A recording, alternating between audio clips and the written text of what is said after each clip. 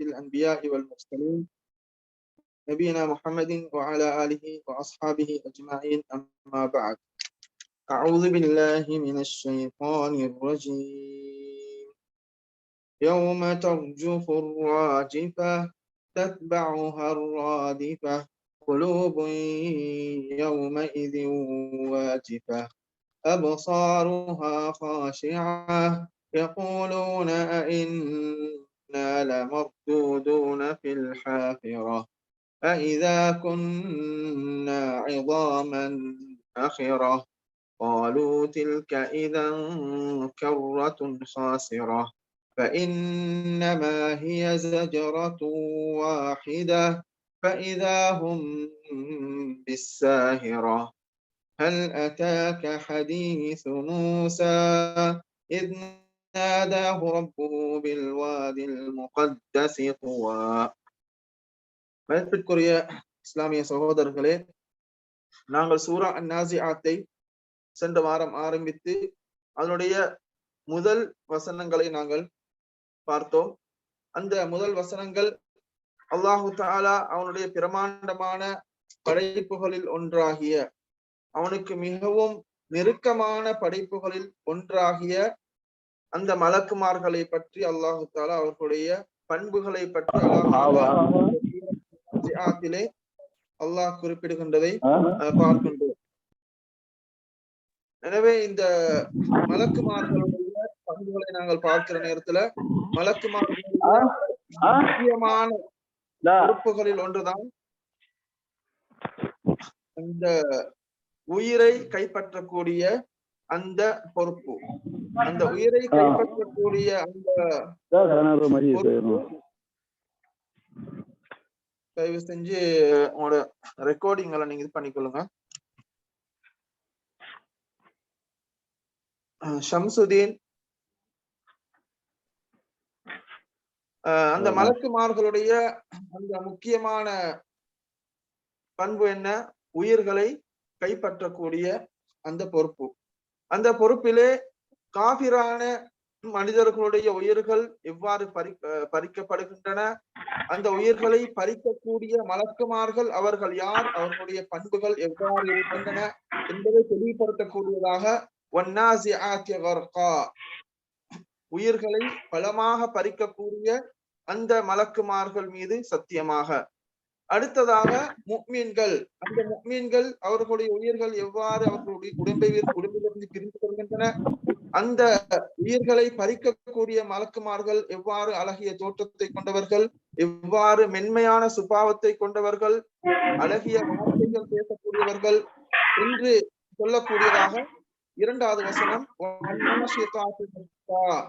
இலகுவான முறையிலே ஒரு கயிற்றை ஒரு கயிற்றை அவிழ்ப்பது போன்று ஒரு முஃமினுடைய உயிரை கைப்பற்றக்கூடிய மலக்குமார்கள் மீது சத்தியமாக என்று அல்லாஹ் தஆலா அந்த இரண்டாவது வகையான அந்த மலக்குமார்களை சத்தியம் செய்து குறிப்பிடுகின்றான். வஸ்ஸாபிஹாத்தி சபஹா, அடுத்ததாக மிகவும் வேகமாக நீந்து செல்லக்கூடிய மலக்குமார்கள் என்று அல்லாஹ் தஆலா அந்த மலக்குமார்களுக்கு வழங்கப்பட்டிருக்கின்ற அந்த அபார சக்தி, அவர்கள் மிக வேகமாக வானிலிருந்து பூமிக்கு வருவார்கள், அதே போன்று பூமியிலிருந்து வானத்திற்கு அவர்கள் மிகவும் வேகமாக செல்வார்கள் என்கின்ற அந்த பண்பை கொண்ட அந்த மலக்குமார்கள் மீது சத்தியம் செய்து கூறுகின்றார். எனவே மலக்குமார்கள் அவர்கள் மிகவும் வேகமாக செல்லக்கூடியவர்கள். அல்லாஹுடைய படைப்பினங்களிலே அதற்கு அடுத்தபடியாக இருக்கக்கூடியவர்கள் தான் ஜின்கள். அந்த ஜின்களுக்கு அவர்களுக்கு வானத்திற்கு சென்று வானத்திலே மலக்குமார்கள் பேசுகின்ற விடயங்களை செவிமடுக்கின்ற அளவிற்கு அல்லாஹு தஆலா சக்தியை வழங்கி இருக்கின்றான்.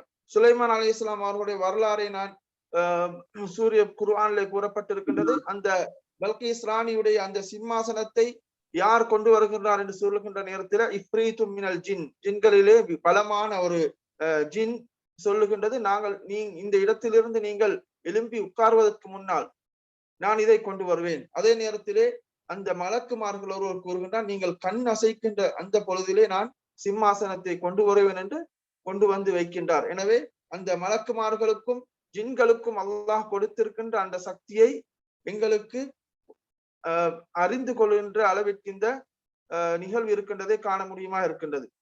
அடுத்ததாக வஸ்ஸாபிகாத்தி சபகா, அல்லாஹுடைய அந்த கட்டளைகளை அல்லாஹ் வழங்கி இருக்கின்ற பொறுப்புகளை அவர்கள் முந்தி அடித்துக்கொண்டு அவர்கள் செய்யக்கூடிய மலக்குமார்கள். பல் முதப்பிராத்தி அம்ரா, அல்லாஹுடைய கட்டளைகளை அல்லாஹுடைய பொறுப்புகளை சரியான முறையிலே நிறைவேற்றக்கூடிய மலக்குமார்கள். அதிலே நாங்கள் பார்த்தோம் ஜிப்ரீல் அலைஹிஸ்ஸலாம் பிரம்மாண்டமான மலக்குமார்கள், அவர்களுக்கு பிரம்மாண்டமான பொறுப்புகள் வழங்கப்பட்டிருக்கின்றன. ஜிப்ரீல் அலைஹிஸ்ஸலாம், அதே போன்று மீகாயில் அலைஹிஸ்ஸலாம், அதே போன்று நரகத்திற்கு பொறுப்பான மாலிக் அலைஹிஸ்ஸலாம், சொர்க்கத்துக்கு பொறுப்பான ரிதுவான் அலைஹிஸ்ஸலாம், அதே போன்று உயிர்களை கைப்பற்றக்கூடிய அந்த மலக்குல் மவுத் என்று சொல்லக்கூடிய மலாய்க்கத்துல் மவுத் என்று சொல்லக்கூடிய அந்த மலக்குமார்கள், அதே போன்று பல பொறுப்புகளிலே இருக்கக்கூடிய எங்களுடைய தோல் புதைச்சில் இரண்டு பகுதியிலும் இருக்கக்கூடிய மலக்குமார்கள், அதே போன்று ஹஃபலா என்று சொல்லக்கூடிய எங்களை ஆபத்துகளிலிருந்து பாதுகாக்கக்கூடிய மலக்குமார்கள், இப்படியாக பல பொறுப்புகளை அல்லாஹு தாலா மலக்குமார்களுக்கு வழங்கி இருக்கின்றான். அதை சரியான முறையிலே அவர்கள் நிறைவேற்றி கொண்டு இந்த உலகத்துடைய ஓட்டம் அழகான முறையிலே செயற்பட்டு கொண்டிருப்பதற்கு அல்லாஹு தாலா அந்த பொறுப்பாக வழங்கப்பட்டிருக்கின்ற அந்த மலக்குமார்கள் அவருடைய பொறுப்பை செவ்வனே செய்து கொண்டிருக்கின்றார்கள் என்கின்ற விடயத்தை அந்த வசனத்தின் மூலமாக காண முடியுமா இருக்கின்றது. எனவே அடுத்தபடியாக அல்லாஹு தாலா இந்த மலக்குமார்களை சத்தியம் செய்து கூறிவிட்டு அல்லாஹு தாலா ஒரு முக்கியமான தகவல், அதுதான் மறுமையுடைய நிகழ்வு. அல்லாஹு தாலா மறுமையுடைய நிகழ்வை பல கோணங்களிலே அல்லாஹு தாலா குறிப்பிடுகின்றதை காண்கின்றோம். எனவே இந்த சூறாவிலே அல்லாஹு தாலா மறுமையுடைய நிகழ்வை எவ்வாறு குறிப்பிடுகின்றான் என்று நாங்கள் பார்க்கின்ற போது, யௌம தர்ஜுஃபுர் ராஜிஃபா, நடுக்கக்கூடியது, கடுமையாக நடுக்குகின்ற அந்த நாளிலே என்று அல்லாஹு தாலா குறிப்பிடுகின்றான். நடுக்கக்கூடியது என்று சொன்னால் அந்த சூர் ஊதக்கூடியது. மீகா இஸ்ராஃபில் அலைஹிஸ்ஸலாம் அவர்கள் சூர் ஊதுவார்கள். இந்த உலக சூர் என்பது 2 முறை நிகழக்கூடியதாக இருக்கின்றது. அந்த சூர் ஊதல் என்பது 2 முறை நடக்கும். அதிலே முதலாவது சூர் ஊதப்படுகின்ற போது இந்த உலகம் அழிந்துவிடும். இந்த உலகம் துண்டு துண்டாக மலைகள் எல்லாம் உடைந்து இந்த உலகம் அப்படியே உலக அழிவு ஏற்படும். அதுதான் முதல் சூறாக இருக்கின்றது. எனவே அந்த முதல் சூர் ஊதப்படுகின்ற நேரத்திலே இந்த பூமி மிகவும் கடுமையாக அசைக்கப்படும். இந்த பூமியை தாங்கி இருக்கக்கூடிய மலைகள் அவைகள் உடைகின்ற நேரத்திலே இந்த பூமி நடுங்க தொடங்கும் என்று அல்லாஹு தாலா குறிப்பிடுகின்றான். எனவே யௌம தர்ஜுஃபுர் ராஜிஃபா, நடுக்கக்கூடியது, கடுமையாக நடுக்கக்கூடிய நாளிலே தத்பஉஹர் ராதிஃபா, அதை பின்தொடரக்கூடிய 2வது சூரும் வந்துவிடும் என்று அல்லாஹு தாலா குறிப்பிடுகின்றான். இந்த 2 சூர்களுக்கும் இடைப்பட்ட காலத்தை பார்க்கின்ற நேரத்திலே 40 வருடங்களாக இருக்கின்றன. 40 வருடங்கள் இந்த உலகம் அழிந்து 40 வருடங்கள் எந்த உயிர்களும் காணப்பட மாட்டாது. அந்த நேரத்திலே அல்லாஹு தாலா குறிப்பிடுவானாம், அனல் மலிக், நான் தான் அரசன், ஐன முலூக்குல் அருள், இந்த பூமியிலே அரசர்கள் என்று சொல்லிக் கொண்டிருந்தவர்கள் எல்லாம் எங்கே என்று அல்லாஹு தாலா குறிப்பிடுவான். எனவே எந்த உயிர்களும் இல்லாமல் எல்லோரும் மரணித்து இருப்பார்கள். அந்த 40 வருடங்கள் எந்த உயிரும் இல்லாமல் இருப்பார்கள். அதற்கு பின்னால் அல்லாஹு தாலா எல்லா உயிர்களையும், மலக்குமார்களை அல்லாஹு தாலா முதலில் உயிர் கொடுத்து எழுப்புவான். இஸ்ராஃபில் அலைஹிஸ்ஸலாம் அவர்கள் உயிர் கொடுத்து எழுப்பப்பட்டு அவர்கள் 2வது சூரை ஊதுவார்கள் என்று அறிவிப்புகளே வந்திருக்கின்றது. எனவே தத்பஉஹர் ராதிஃபா, அதை பின்தொடரக்கூடிய 2வது சூர் பின்தொடர்ந்து விடும் என்று அல்லாஹு தாலா குறிப்பிடுகின்றான். எனவே அந்த பின்தொடர்வதன் பின்னால் என்ன நிகழ்வு நடைபெறும் என்றால், எல்லா உயிர்களும் அடக்கப்பட்டிருக்கின்ற கபர்களை அடக்கப்பட்டிருக்கின்ற உயிர்கள் எல்லாம் அவர்கள் ஈசல்களை போன்று முந்தி அடித்துக்கொண்டு அவர்கள் அந்த கபர்கள் இருந்து உயிர் கொடுத்து எழுப்பப்பட்டு அவர்கள் மஹ்ஷர் மைதானத்தை நோக்கி செல்வார்கள். எல்லா உயிர்களும், மனிதர்கள், அதே போன்று இந்த உலகத்திலே இருக்கின்ற எல்லா விதமான உயிரினங்கள், விலங்குகள், பறவைகள், புட்பூண்டுகள், பூச்சிகள் எல்லாமே உயிர் கொடுத்து எழுப்பப்பட்டு எல்லாமே மஹ்ஷர் மைதானத்தை நோக்கி விரைவாக அவைகள் ஒன்று திரட்டப்படும். அதுதான் 2வது சூருடைய அந்த நிகழ்வாக இருக்கின்றது. எனவே இந்த 2வது சூர் ஊதப்பட்டால் அந்த நிகழ்வு எவ்வாறு நடைபெறும் என்பதை அல் குர்ஆனில் அல்லாஹு தாலா பல இடங்களிலே அழகாக தெளிவுபடுத்துவதை பார்க்கின்றோம். கஅன்னஹும் ஜராதுன் முன்தஷிர், வெட்டுக்கிளிகள் பறந்து, வெட்டுக்கிளிகள் மிகவும் ஒரு பெரிய படையாக ஒரு இடத்தை நோக்கி செல்வது போன்று இந்த கபர்களில் இருந்து மனிதர்கள் மஹ்ஷர் மைதானத்தை நோக்கி செல்வார்கள் என்கின்ற அந்த வசனங்களை பார்க்கின்றோம்.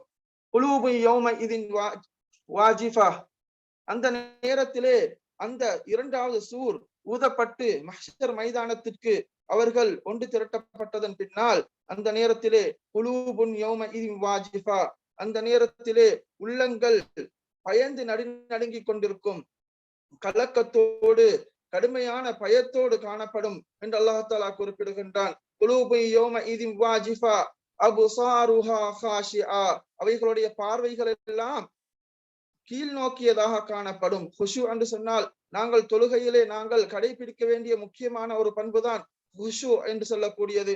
நாங்கள் தொழுகின்ற நேரத்திலே நாங்கள் அல்லாஹ்வை பயந்தவர்களாக எங்களுடைய பார்வைகளை தாழ்த்தி சுஜூதுடைய நாங்கள் சுஜூ செய்கின்ற இடத்தை நாங்கள் நோக்கியவர்களா எங்களுடைய பார்வைகளை தாழ்த்தி கொள்ள வேண்டும். அதுதான் குஷு என்று சொல்லக்கூடிய பண்பாக இருக்கின்றது. அந்த மறுமை நாளிலே எங்களுடைய பார்வைகள், மனிதர்களுடைய பார்வைகள் கீழ் நோக்கி இருக்கும். அவர்கள் அங்கிங்கும் பார்க்க மாட்டார்கள். பயத்திலே அவர்களுடைய பார்வைகள் தாழ்ந்ததாக இருக்கும் என்று அல்லாஹ் தஆலா குறிப்பிடுகின்றான். வதராஹும் யஅரதுன அலைஹா காஷிஈன மினல்-துல்லி, இன்னும் ஒரு வசனத்தில் அல்லாஹ் குறிப்பிடுகின்ற நேரத்திலே நீங்கள் அவர்களை காண்பீர்கள். யஅரதுன அலைஹா, அவர்களுக்கு நரகம் காண்பிக்கப்படும், அந்த கியாமத்தினுடைய நிகழ்வுகள் காண்பிக்கப்படும். காஷிஈன மினல்-துல்லி, இழிவு காரணமாக அவர்கள் பார்வைகளை தாழ்த்தியவர்களா இருப்பார்கள். யன்துரூன மின் தர்ஃபின் ஹஃபி, அவர்கள் மிகவும் மிகவும் தாழ்ந்த ஒரு மறைவான ஒரு பார்வையிலே அவர்கள் பார்த்து கொண்டிருப்பார்கள். அவர்கள் ஓரக்கண்ணால் அவர்கள் பார்த்தவர்களாக இருப்பார்கள் என்று அல்லாஹ் தஆலா குறிப்பிடுகின்றான். எனவே அபுசாருஹா காஷிஆ, அந்த மனிதர்களுடைய முகங்களுடைய கண்கள் தாழ்ந்ததாக காணப்படும் என்று அல்லாஹ் தஆலா குறிப்பிடுகின்றான். எனவே அவர்கள் அந்த மறுமையுடைய நிகழ்விலே அவர்கள் அவ்வாறு இருப்பார்கள். ஆனால் அவர்கள் உலகத்திலே எவ்வாறு இருப்பார்கள்? இந்த பண்பு குறிப்பாக காபிர்களை சித்தரிக்கக்கூடியதாக இருக்கின்றது. குலூபு யௌமஇதின் வாஜிஃபா, அவர்கள் மிகவும் பயந்தவர்களாக பார்வைகளை தாழ்த்தியவர்களாக இருப்பார்கள். ஏனென்றால் முஃமின்களை பொறுத்தவரையிலே அவர்கள் அர்ஷுடைய நிழலில் இருப்பார்கள். அவர்கள் ஒரு கண்ணியமான நிலைமையில இருப்பார்கள். எனவே அவர்களுக்கு பயம் இருக்க மாட்டாது. அவர்கள் பயப்பட மாட்டார்கள், கவலைப்பட மாட்டார்கள் என்று அல்லாஹ் தஆலா பல இடங்களிலே குர்ஆனிலே குறிப்பிடுகின்றான். எனவே அதன் அடிப்படையிலே முஃமின்கள் இந்த நிலைமையில் இருக்க மாட்டார்கள். இவர்கள் எல்லாம் நிராகரித்து கொண்டு இந்த உலகத்திலே காபிர்களாக வாழ்ந்தார்களோ அவர்களுடைய நிலைமைதான் இவ்வாறு இருக்கும் என்பதை விளங்க முடியுமா இருக்கின்றது. யகூலூன அஇன்னா லமர்தூதுன ஃபில் ஹாஃபிரா, எனவே அவர்கள் உலகத்திலே அவர்கள் எவ்வாறு இருந்தார்கள் என்பதை அல்லாஹ் தஆலா அடுத்த வசனத்திலே குறிப்பிடுகின்றார். அவர்கள் மறுமையிலே அவர்கள் பயந்தவர்களாக பார்வைகளை தாழ்த்தியவர்களாக இருக்கின்றார்கள். அவர்கள் உலகத்திலே எவ்வாறு இருந்தார்கள் என்று பார்க்கின்ற நேரத்திலே யகூலூன அஇன்னா லமர்தூதுன ஃபில் ஹாஃபிரா, நாங்கள் பழைய நிலைமைக்கு நாங்கள் தள்ளப்படுவோமா, நாங்கள் இதா குன்னா இதாமன் நஹிரா, நாங்கள் இறந்து நாங்கள் உக்கி போன எலும்புகளாக நாங்கள் மாறியதன் பின்னால் நாங்கள் பழைய நிலைமைக்கு, நாங்கள் ஏற்கனவே வாழ்ந்தது போன்று இந்த உலகத்திலே நாங்கள் இருந்த இந்த உடலை போன்ற இந்த நிலைமை திருப்பி எங்களுக்கு வருமா என்று அவர்கள் ஒரு ஏளனமான கேள்வியை கேட்டுக் கொண்டிருந்தார்கள். யகூலூன இன்னா லமர்தூதுன ஃபில் ஹாஃபிரா இதா குன்னா இதாமன் நஹிரா காலு தில்க இதன் கர்ரத்துன் காசிரா, அப்படி நாங்கள் மீட்டி எழுப்பப்படுவோமாக இருந்தால் அது மிகவும் நஷ்டமான ஒரு மீளல் தான் என்று அவர்கள் கூறி ஏளனமாக அவர்கள் கூறிக்கொண்டிருந்தார்கள் என்பதை அல்லாஹ் தஆலா குறிப்பிடுகின்றான். فإنما هي زجرة واحدة, அவர்கள் அல்லாஹ் தஆலா குறிப்பிடுகின்றான். فإنما هي زجرة واحدة, அல்லாஹ் தஆலா திருப்பி மஹ்ஷர் மைதானத்துடைய அந்த ஒன்று கூட்டலை அல்லாஹ் தஆலா இந்த வசனங்களை குறிப்பிடுகின்றான். அவர்கள் இவ்வாறு கூறிக்கொண்டிருந்தார்கள், நாங்கள் எல்லாம் உயிர் கொடுத்து எழுப்பப்படுவோமா, அப்படி எழுப்பப்பட்டால் நஷ்டமான மீளல் தான் என்று அவர்கள் ஏளனமாக கூறிக்கொண்டிருந்தார்கள். அது ஒரே ஒரு அசல்தல் தான். அவர்கள் பூமியுடைய மேற்பரப்பிலே அவர்கள் இருப்பார்கள். ஒரு சூர் என்று சொல்லக்கூடிய அந்த ஒரு சத்தம் தான். அந்த சத்தம் கேட்டதும் கபர்கள் எல்லாம் வெடித்து அதிலிருந்து உயிர் கொடுக்கப்பட்டு மனிதர்கள் எல்லாம் அந்த பூமியுடைய மேற்பரப்பிலே இருப்பார்கள். அவர்கள் பூமியுடைய மேற்பரப்பிலே அவர்கள் ஒன்று திரட்டப்பட்டவர்களாக இருப்பார்கள் என்று அல்லாஹ் தஆலா இந்த மறுமை நாளுடைய நிகழ்வுகளை மிகவும் சுருக்கமான வசனங்களிலே அழகாக குறிப்பிடக்கூடியதாக இருக்கிறதை பார்க்கின்றோம். அதே போன்று ஒரு மனிதன் இதை ஓதுகின்ற நேரத்திலே அவனுடைய உள்ளங்கள் பயப்படுகின்ற அளவிற்கு இந்த மறுமை நாளுடைய நிகழ்வுகள் இந்த சூரா நாசிஆத்திலே எங்களுக்கு சித்தரித்து காட்டப்பட்டு இருக்கின்றதை காண முடியுமாக இருக்கின்றது.